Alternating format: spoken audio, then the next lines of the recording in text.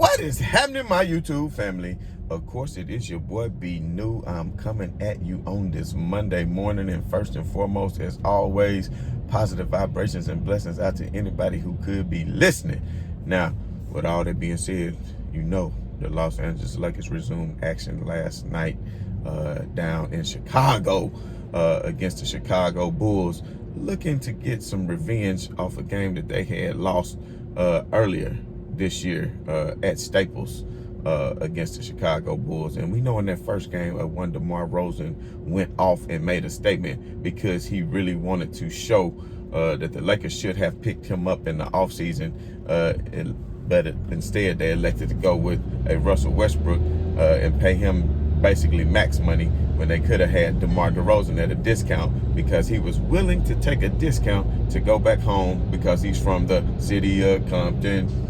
But with all that being said, it was not to be. So no time to be living in the past and no time to be making any regrets, because the Lakers, as I see it, I know a lot of people hitting the panic button, a lot of people worried, but then there's a lot of people who, come to me in my inbox and, other things of that nature. Just, they might think they getting under my skin or making me mad, but it actually makes me happy to know that I'm on your mind and that you're really concerned about the Los Angeles Lakers and LeBron James that much. But trust and believe what I tell everybody, and please listen to me. Listen to what I tell you.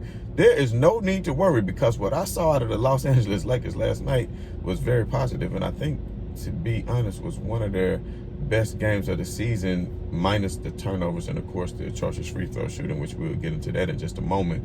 But it was one of their best games, even though it was in a loss. And the reason why I say that, because even in a loss, you have to be able to learn. You have to be able to take something away from the game and have something to build upon. And that's exactly what the Los Angeles Lakers are going to see when they watch film, because this was a very winnable game for them. And one reason why is because Frank Vogel won there, and we saw Fizzdale, who really only made one mistake in the game, and I'll talk about that in just a moment too.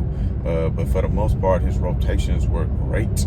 The way he matched up offense for defense, knowing when to sub, seeing that Melo was on a roll at certain times and getting them in there to provide a spark on offense, even though you're giving up something on the defensive end. But the way he made his rotations, being so short-staffed, had he had the full weapons at his disposal, then we know it would have been an easy Lakers victory, even if the Bulls would have had Zach LaVine at their disposal, because I feel as though, if THT, AR-15, Malik Monk is going to give you a huge shot in the arm on the offensive end, and Dwight Howard is going to give you a big shot in the arm on the boards, and that was something that was lacking. Now, you might think that the Lakers really got tossed around on the boards, but they really didn't. They didn't get tossed around on the boards. They actually out rebounded the Chicago Bulls 46-43. Now, on the offensive boards, it wasn't so good, because on the offensive boards, it was maybe like 16-9,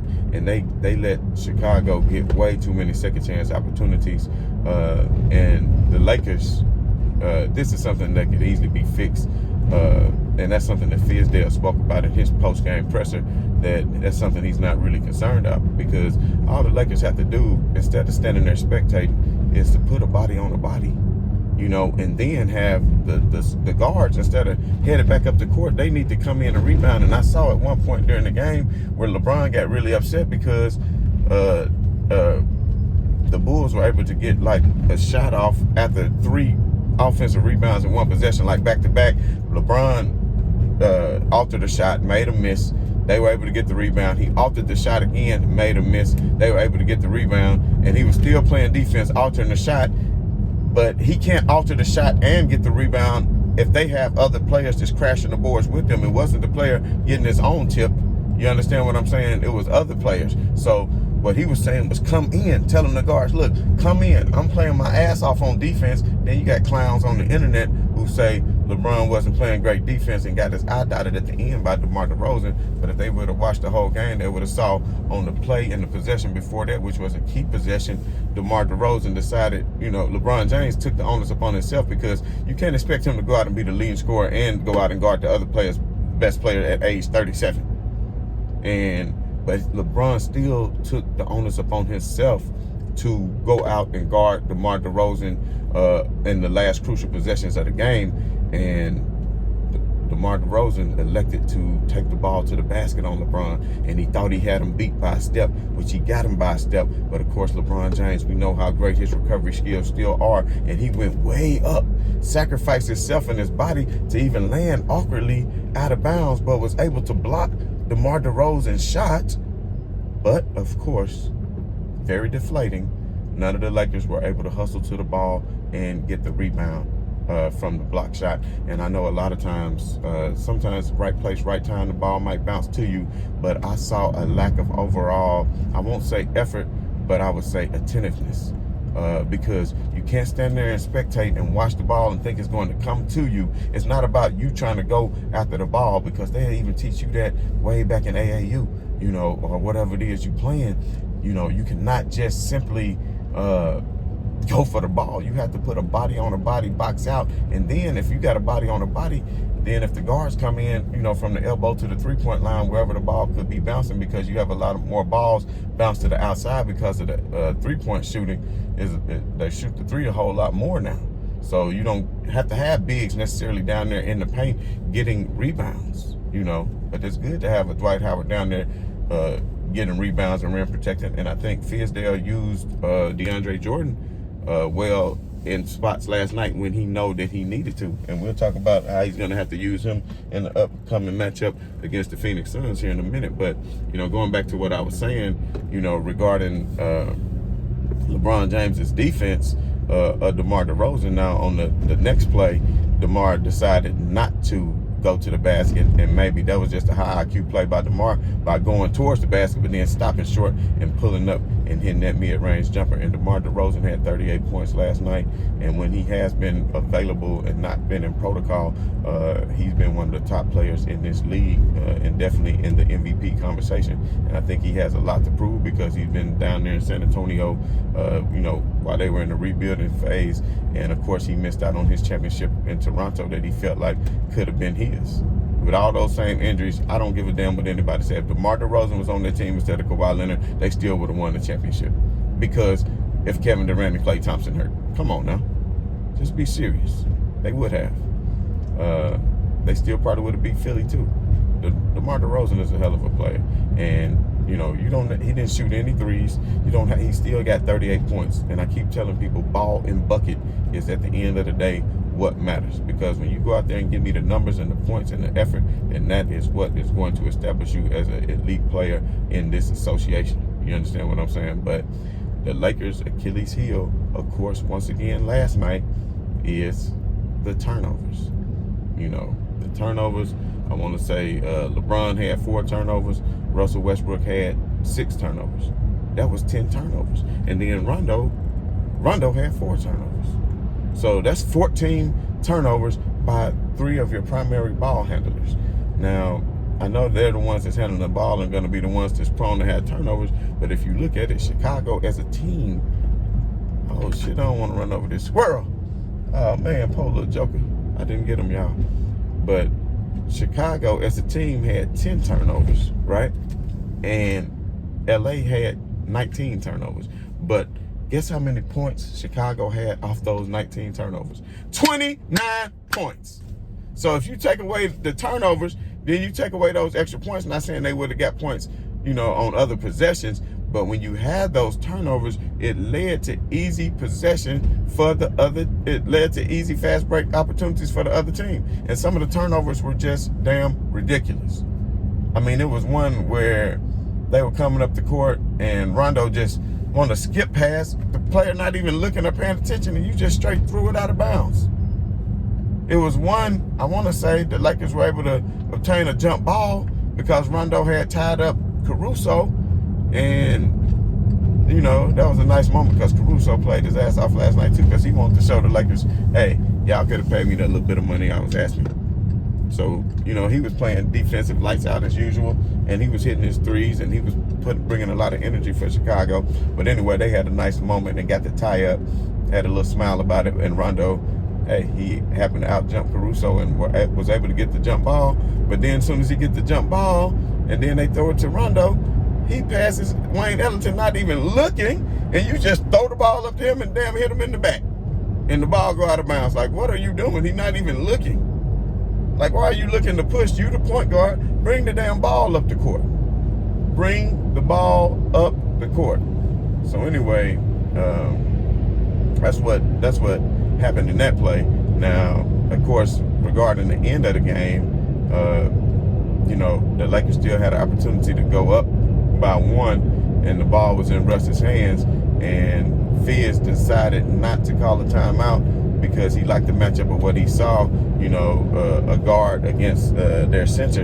And of course, Westbrook was able to get to the paint because, as we all know, he's not the best outside shooter, although, you can easily take a big off the dribble and shoot an outside shot, but that bank shot that he tries was not falling, and he was really at best last night getting to the paint. And I think at one point he came down on the possession when the Lakers was up by 4 and they could have started building the lead. He would come down and shoot a shot, an ill-advised shot, and I think Fizz called a timeout to say, hey, listen, your shot not on tonight. You need to keep cutting. You need to just keep cutting to the basket would be best for you.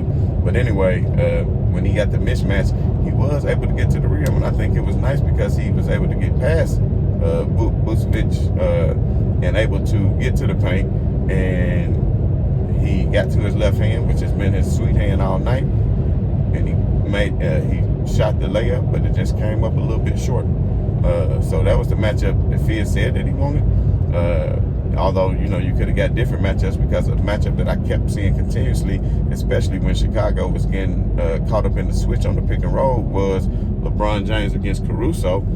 And LeBron James was having his way with Caruso, as he should, because he's a much bigger and more dominant player. But there were times when LeBron James had Caruso in the post, but he was passing out of the post to the three-point shooter, which was actually good decisions, because he did that twice to Carmelo Anthony, to where they hit the three with LeBron passing out of the post and Melo getting the wide open three, in which he made it, which was a quick 6-0 run for the Lakers in less than 30 seconds because of the passing of LeBron James to Melo. So, with all that being said, I think LeBron made some good decisions, but it was time when they was up by 4, when LeBron was passing out of the post again, and he elected to kick it out to, it wasn't Melo, it might have been Isaiah Thomas or somebody, and he shot an airball 3, when I think LeBron James should have pressed the issue while he was in the post against a smaller player, like he did on a couple of previous possessions, and went ahead and scored over the smaller player. Put your team up by 6. Put your team, because when you're up by 5, that's nothing. When you're up by 10 in the NBA, that's nothing.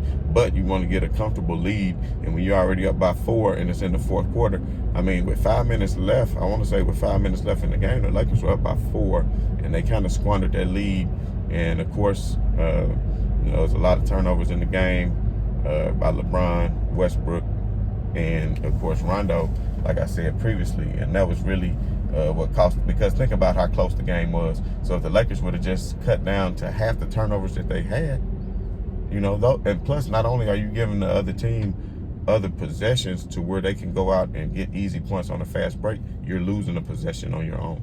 Because if you look at it, the Lakers shot 50% for the game. Chicago only shot 43% for the game.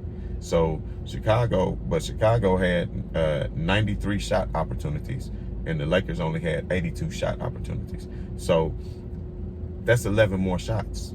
That's 11 more attempts at the basket, and it didn't come from rebounding, because if it was just coming only strictly from rebounding, then the Lakers would have had more shot opportunities, because the Lakers out-rebounded them 46-43, even though not on the offensive rebounding glass, which really hurt them. But that's why I would have kind of liked to see DeAndre in at certain spots to make sure they could clean up that glass, because I still think he can be effective. And speaking of which, they're going to need him to play a lot more minutes if Dwight Howard is still not back from protocol on Tuesday night against the Phoenix Suns, because we know DeAndre Ayton will eat if LeBron James is going to have to play center, because at this point, Dwight Howard's not there, Anthony Davis not there, you really don't have another big except for DeAndre Jordan. So he's going to have to step up and play a lot more minutes, and Phoenix does play traditional by, of course, Ayton not being one to play on the perimeter. So I think the Lakers have a good chance. And what I want to say about the good takeaways I saw from the game is, I'm not worried about Anthony Davis being gone, because I've been saying that the Lakers can win without Anthony Davis, because when Anthony Davis is not in the game, as you can see, the ball movement is crisp. You can see it was so much more offense, man. It wasn't just standing around, letting LeBron play. It was the ball moving. It was cutting. You had people coming off screens. You had backdoor cutters. You had a lot of pick and roll action going. You had just ball movement in general, swinging around the horn, making an extra pass so players could get open opportunities. And as a result, the Lakers scored 110 points against the Bulls defense that is ranked top 5. Against the Bulls defense that is ranked top 5. And of course, the Lakers, their defense still didn't look bad. They held them to 110, which they should have been able to hold them to, 115, which the Lakers scored 110, but they should have been able to hold them to less. But the free throw shooting too. Think about it. They only lost by 5. Russell Westbrook, at one point down the stretch, LeBron missed 2 free throws in a row. But to his credit, on the next 2 times he went to the line, he made all 4. Now, Russell Westbrook, early in the first quarter, missed 2 free throws. When he came out, I'm like, damn, just missed 2 free throws off the rip. And then every other time he got to the line, he only made 1 out of 2. Every other time he got to the line, I want to say Westbrook was 2 out of 7 from free throws. So you can't have that from your guards. You know, I can understand big men, but you cannot have that from your guards. You 2 out of 7 from the free throw line. That's terrible. That's terrible. And if you would have made all your free throws, then guess what? You're talking about a tie game. That would have been overtime right there, and all of the turnovers. So what plagued the Lakers in that loss last night, which they're not going to get a lot of practice, especially with everybody out. But I think what they're going to be able to build off of is the things that they did that really lost them the game are things that can be easily corrected. Now, you have to be smarter with the basketball. I know both LeBron James and Russell Westbrook are capable of doing better than that. And, you know, of course, they are, Russell Westbrook does lead the league in turnovers. But if he can just go out and just keep his turnover, but he goes back and he gets steals and he does other things to take up for that. So at the end of the day, I'm not going to harp on it too much. But as a team, you could not have 20 turnovers and the other team only have 9 or 10, and you expect to win the game, especially if you're giving the points off turnovers. And I'm telling you, it was a lot of turnovers that were just, it wasn't that the defense was making hella plays, you know, forcing turnovers. It was just boneheaded, dumb passes of the Lakers trying to do way too much. Some of it was, you know, I would say probably at least 3 or 4 I can remember were good anticipation plays of the Chicago Bulls anticipating passes and filling the lane and getting steals. But for the most part, it was bad passes on the behalf of LeBron James and Russell Westbrook that allowed the Bulls to get easy fast break opportunities on the other end, and they scored 29 points off turnovers. I mean, that's damn near what you could score basically in a quarter, about 30 points a quarter. So you gave up a quarter worth of points off turnovers. So that could be fixed. And then, of course, you were still right there in the game. What was very positive to see was LeBron James' effort, which he did not have the other night against Minnesota. Him putting up 31 points, 14 rebounds, and 6 assists was a phenomenal effort once he got going. I still think he settled, and that's just part of his age too now. He settled for 3 a little bit too much, and he did not have it going from 3. I think he was 1 out of 7 from 3, which is definitely not going to get it done. Another bright spot was Trevor Ariza. Played his first game back as a Laker. He looked good. He only played 15 minutes, and I'm pretty sure that's because how long he's been out, and he's probably on a minutes restriction. But Trevor Ariza did play pretty good defense on Derozan. Derozan just had it going last night. I think if Trevor Ariza was playing more minutes in this first game back, he could have made more of a factor on the defensive end. But he was 1 for 1 from 3-point, where LeBron found him on the corner 3, and he made that. But he never had another opportunity. So I would have liked to see him maybe get some more minutes. But like I said, I don't know if he was on some sort of minutes restriction. But at the end of the day, the Lakers were down a lot of people. And for them to fight and scratch like that and play the way they played last night on the road in Chicago against one of the top defenses in the league, and a team that really was well rested because of their COVID protocol, had not played in a whole week because their past 2 games had been postponed. So I think the Lakers did pretty good. I think the coaching staff for the Bulls had plenty of time to study what the Lakers were going to do, considering they had time off and had not been playing. But at the same token, with all the new players that were in the lineup for the Lakers, even a couple of G League guys and Brown, and then of course Isaiah Thomas just coming from nowhere. And think about it, Isaiah Thomas, who wasn't even in the NBA just a week ago, in your starting lineup, which I think he played well. And a lot of times you would think Isaiah Thomas is such a liability on defense because he's so small, but teams haven't really been isolating point guards to try to, make him work hard on defense. But what I can see from him is an intensity to close out to shooters. So a lot of times in the NBA, that's all you need right now is to close out the shooters, when they swinging around making extra passes. And he has done that, I think, exceptionally well in just the 2 games that he's played back. So anyway, we look to see the Lakers take on Phoenix on Tuesday night on TNT. I think that they have a chance. I know Phoenix is the #1 team in the NBA right now, record-wise, and they've been just knocking teams over. But at the end of the day, hopefully the Lakers can at least get Reeves back or Monk back, because Monk supposedly should have been back, and then they can get a shot in the arm on the offensive end.